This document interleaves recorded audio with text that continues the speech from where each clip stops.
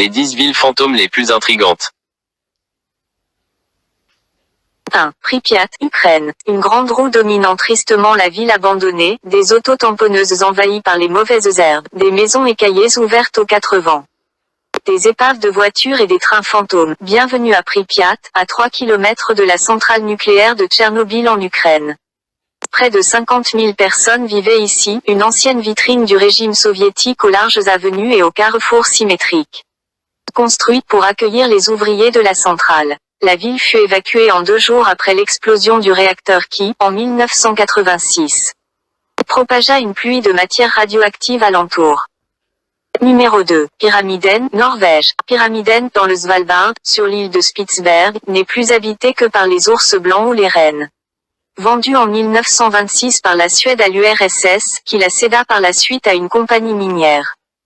Pyramiden devint une ville soviétique modèle. Lorsque le charbon se raréfia, dans les années 1990, la compagnie exploitante abandonna la ville. On peut encore voir des livres sur des étagères, un piano à queue et des balançoires dans les jardins d'enfants. Comme de nombreuses autres villes du Spitsberg, une terre de grand froid, Pyramiden est appelée à rester figée dans le temps.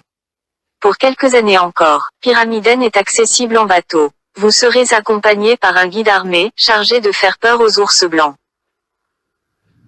Numéro 3. Mystra, Grèce. Perché au cœur des montagnes du Péloponnèse en Grèce, les vestiges de la ville byzantine de Mystra, d'une très grande poésie, invitent à la rêverie et à la réflexion sur la fragilité des civilisats. Les ruines des églises et leurs superbes fresques, les bibliothèques, les forteresses et les palais de cette cité fortifiée constituent un témoignage unique sur la richesse artistique et intellectuelle de l'Empire byzantin alors à son apogée, avant sa chute presque 1000 ans après sa fondation. La ville, elle, construite peu avant le déclin de l'Empire, lui survécut. Très disputée durant des siècles. Elle subit de nombreuses influences avant de décliner au XIXe siècle et de finir par être abandonnée.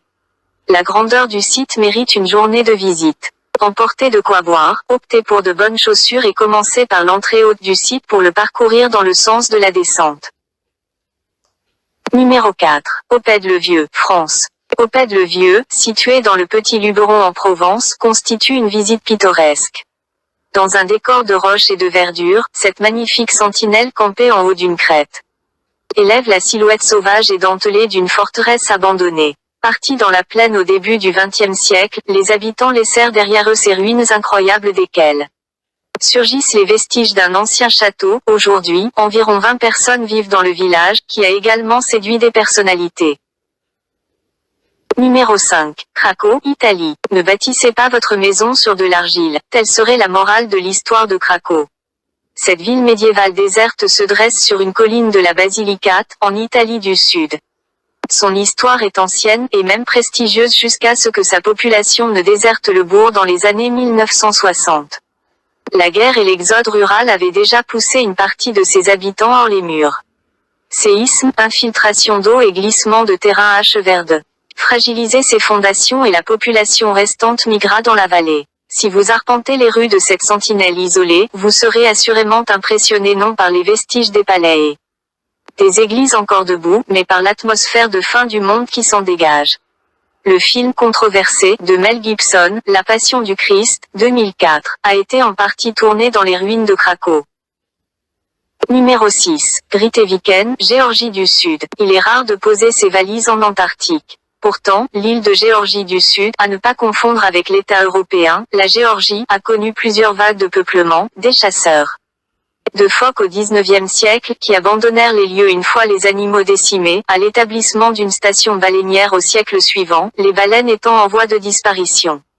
Et un cimetière, arrêtez-vous sur la tombe de l'explorateur Sir Ernest Henry Shackleton, mort ici en 1922.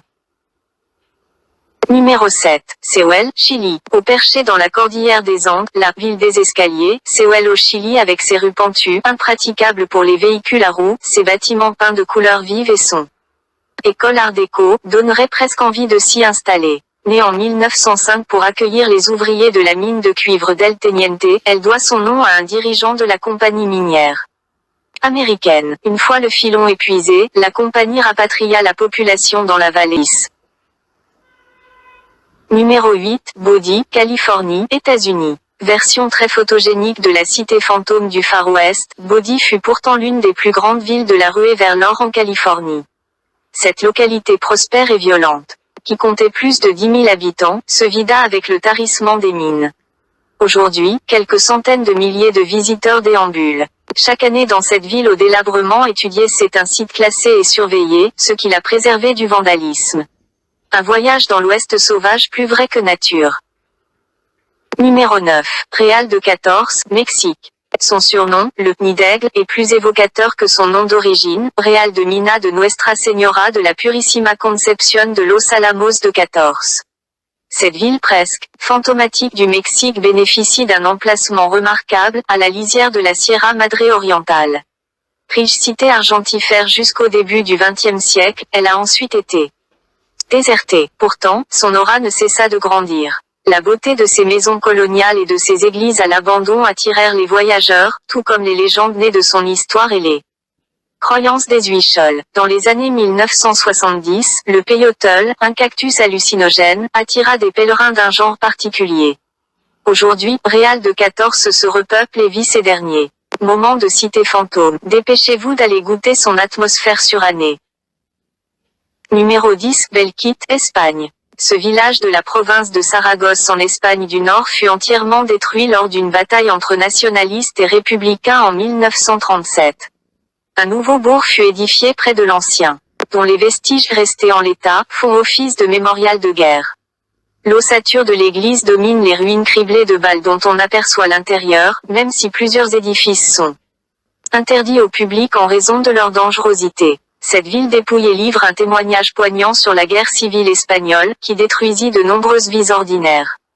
Merci d'avoir regardé cette vidéo. Abonne-toi pour ne rien louper.